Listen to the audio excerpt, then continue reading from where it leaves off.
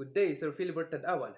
In this video, we will be presenting the case analysis of who killed Geronimo, containing the facts of the case with the elements of the crime, what really happened during the incident, who are those involved and who are not, why are they involved and why they are not involved, and what cases to be filed against those who are involved. All of that in this presentation. Group members are Daniela May Abellera, Daniela Lizelle Esteban, Maribel Manki, Rojan Bellino, Melchor Frehiliana, Quincy Jake Akula, Presley Layugan, Mark David Marcos, Jonathan Mayumis, and me, Starik Spangda. And we are the Group 2 presenting. Fact of the case. Uh, at around 6:08 p.m., dated on January 9, 2016, a report was received by the police station of Quezon City. A person named Brian was a security guard that day, stating that dead body was found on the floor of apartment 1014, who was later identified as Geronimo de la Torre. Geronimo de la Torre is single, also an entrepreneur with various businesses related works, and the owner of apartment 1014. Based on the finding, the death of Geronimo de la Torre was from a gunshot wound with a bullet trajectory from the right, and add to findings is that the dominant hand of Geronimo is right. The building maintenance boy of the said apartment, Stong, was the first to find the death of Geronimo de la Torre and report it to the security guard, Brian. Stone claimed that he saw the body exactly 4:30 p.m. in the afternoon. Based on the investigation of the suspect or the persons involved, the investigator found the suspect in persons of Stone, Brian, and Keisha, and Mark, who were then put into questioning and asked for their relation with each other. Upon the investigation, there is no CCTVs, but there is a logbook that recorded by the security guard, and the person named Keisha was seen that day before the death of Geronimo. According to Keisha, she said was secretary of Geronimo in his 5 businesses. She admitted that she had a secret love affair to Geronimo. She also restated that she is a former girlfriend of Marco. Based on Brian's statement, he and Estong are friends, and what he only knew that Keisha is the wife of Geronimo, and he is a friend named Marco. He has a friend named Marco who regularly visit the apartment based on the statement of Estong. One in the morning and one in the afternoon, on January 7, 2016, he saw that Geronimo and Marco were having argument in the corridor of the apartment and heard that argument was about some sort of money with huge amount. Marco was found have been convicted due to drug pushing but later released after 2 years in the jail for reason of technicalities from his arrest. Based on Marco's statement, he is a business partner of Geronimo for 4 years, and associate in rent-a-car businesses. He also admitted that the argument which Stone referred to uh, was about his failure to pay his debt amount 300,000 pesos, which he promised to pay in 3 months his release from jail. In the investigation, they found out Geronimo's cell phone is missing, and Stone confessed to have stolen it before reporting the incident to Brian, for a reason that he really wanted to have the cell phone, which is iPhone 6s, uh, like that of Geronimo's, uh, and also for a reason to get the number of Keisha. The cell phone is good condition with the SIM, uh, then recovered from Estong. It was sent to the crime laboratory for further analysis. Based on analysis, there's a text message to Geronimo from Keisha stating her resignation and their break at 8 o'clock a.m. That same day, Geronimo was found dead. There was also a phone call and text message conversation between Geronimo and Marco at around 11 a.m. to the 12 o'clock noon. That same day, their conversation state that they'll meet at KTV bar to have a drink. Furthermore, Marco was proved to be with Geronimo at the KTV bar until before the moment Geronimo was found dead at the apartment. People involved. Victim: Geronimo de la Torre, owner of apartment 1014, single, have an affair with Kisha, an entrepreneur engaged in a various business-related work such as rent a car, money lending service, pawn shop, laundry shop, and rent-to-own house, a resident of Quezon City. Reporter of the incident: Brian, security guard, was on duty that day shift. Friend of Stong, maintenance boy. Building maintenance boy of the apartment, the one who reported the incident to the guard. A friend of Brian. Keisha, secretary of the victim, ex-girlfriend of Marco, have an affair with the victim, an accountancy graduate of UST, 22 years old, a resident of Quezon City. Marco, ex-boyfriend of Keisha, an associate of Geronimo in a rent-a-car business for almost a year, has a criminal record of drug pushing, was released after 2 years of incarceration due to technicalities in his arrest. Establish the elements of the crime. So it is the intent and motive. So first, intent. It is the use of particular means to affect a particular result. It is a determination to do a certain thing.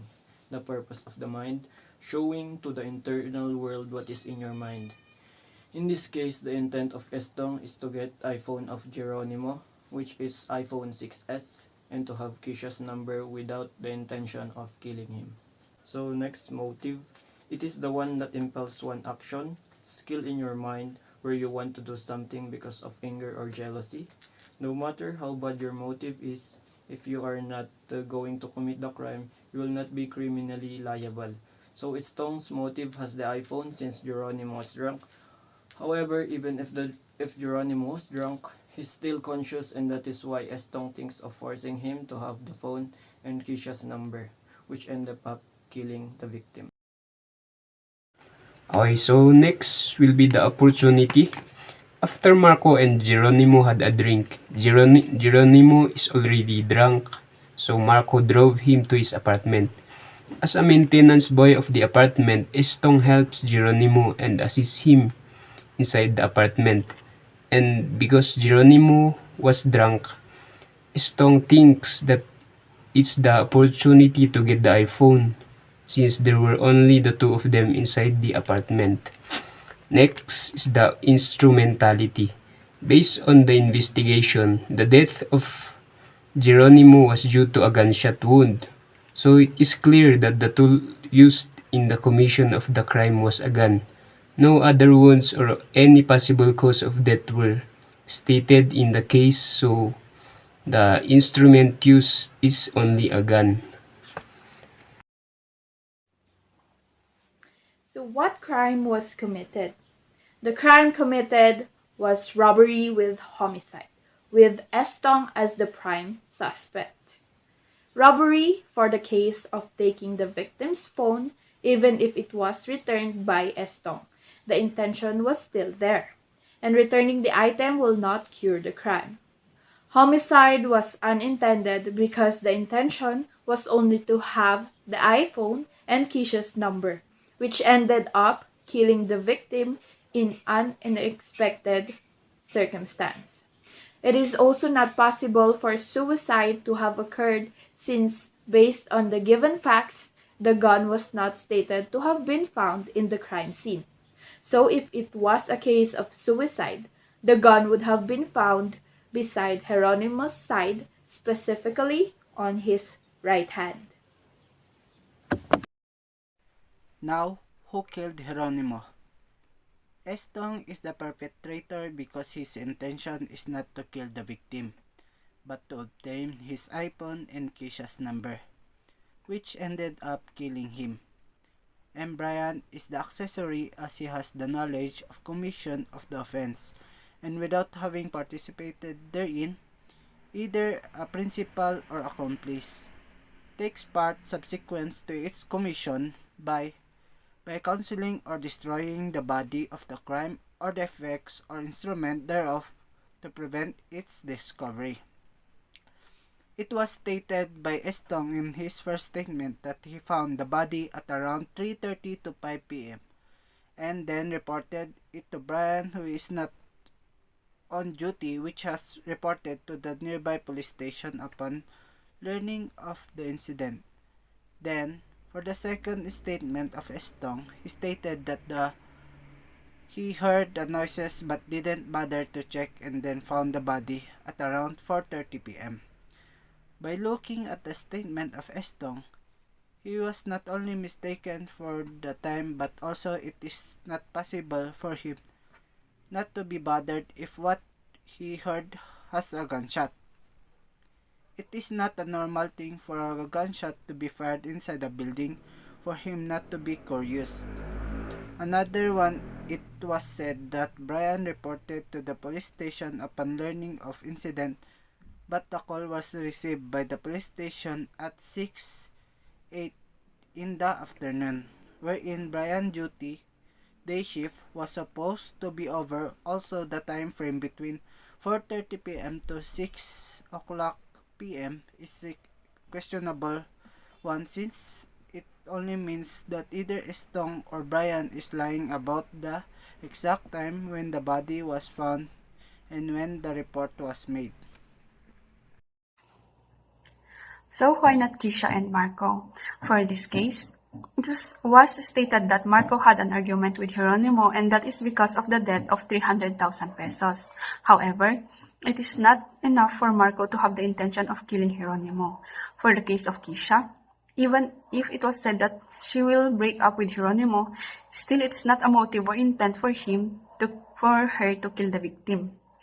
The CCTV footage is also a questionable one if it was them who have committed the crime, since even if Keisha had a relationship with Geronimo, she doesn't know how to access the CCTV footage, even Marco, and it is impossible for them to do that without being noticed if the guard is on duty and the maintenance boy is also inside the apartment. Also, if Marco is the one who killed Geronimo, then it is not possible that the guard or the maintenance boy did not see them inside the apartment or on their way in or out after committing the crime. So since the two are on the same side, they used Marco and Keisha's text to Geronimo as evidence to release them if they had a motive for the crime that happened to mislead the investigation. That is why Brian said that he saw Keisha the day before Geronimo died, wherein it is not the day when the victim died.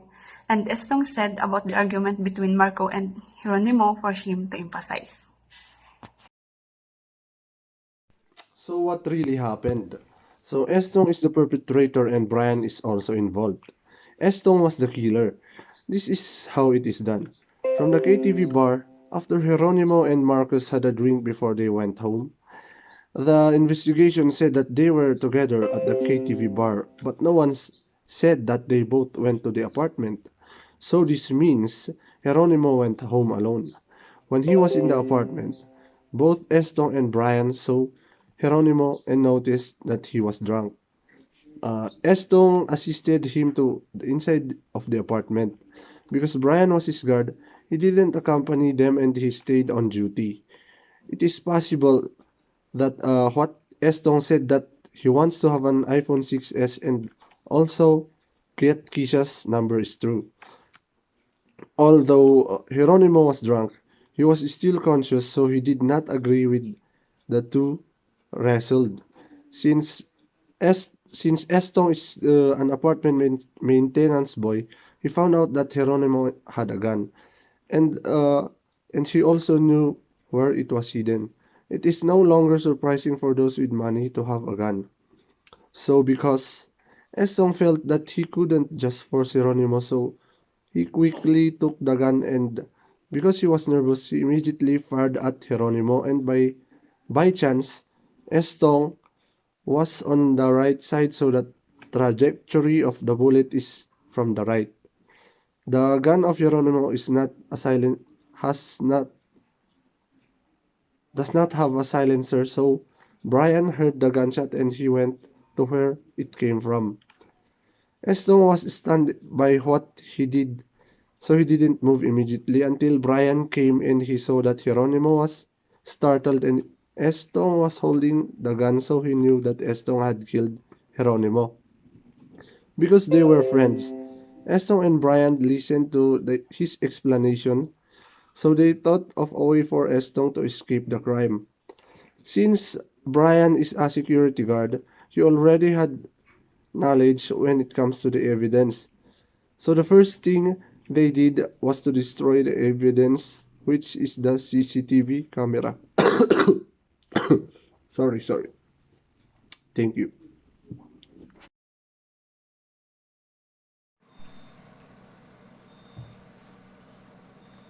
For our recommendation, we answer the guide question, which is what case will you recommend to be filed against whom? So first of all, we must need to take note the following information, which is a test for gunshot residue is an important detail when a shooting incident is involved. If it was Istong who fired the gun, gunshot residue should be detected on his hand and clothing also. The residues like the gunman fingerprint can be traced on the gun that has been used. Also, performing a ballistic analysis in comparison is important because each firearm has a distinct characteristics. A weapon barrel leaves distinct marks on a projectile. The breech mechanism also marks the cartridge case. The breech face, firing pin, extractor, and ejector all produce these markings. By comparing these distinctive markings to the gun of Brian, the examiner can provide information that can aid in determining whether the firearm used in the shooting is the gun of Brian or it was Geronimo's gun. So for Istong, if the gunshot residue is produced with Istong and is supported by ballistic analysis, then we will recommend charging Istong with robbery with a homicide, which is a special complex crime punished under Article 294 of the Revised Penal Code. The penalty for this is the penalty of reclusion perpetua to death when by reason or on the occasion of the robbery, the crime of homicide shall have been committed. So Brian will be charged as accessory as he has the knowledge of the commission of the offense and without having participated therein either as principal or accomplice. Takes part, subsequent to its commission, by concealing or destroying the body of the crime or the effects of instruments thereof to prevent its discovery. Concealing, for assisting Istong in destroying the evidence, which is the CCTV footage of the apartment, and destroying for the act of cleaning the crime scene by handling the evidence as there is no stated evidence found in the crime scene, which is the gun used by the perpetrator. The penalty for the accessory is 12 degrees lower than the principal. So given that Istong is sentenced to life imprisonment, Brian will suffer prison mayor and temporary disqualification. The duration of the penalties of prison mayor and temporary disqualification shall be from 6 years and 1 day to 12 years, except when the penalty of disqualification is imposed as an accessory penalty, in which case its duration shall be that of the principal penalty. Thank you for listening and God bless.